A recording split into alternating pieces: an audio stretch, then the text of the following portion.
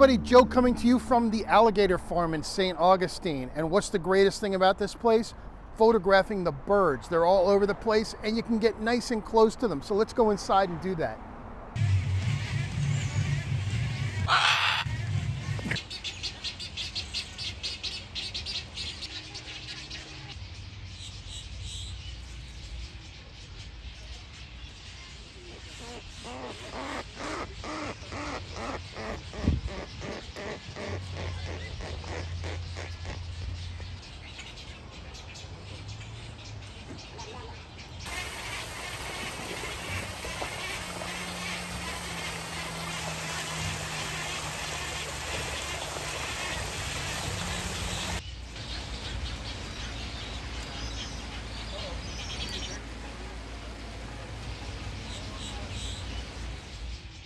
So we got some great shots here at the Alligator Farm, and as you can see, I got christened by some kind of bird. I don't know what it was, but they say it's good luck here.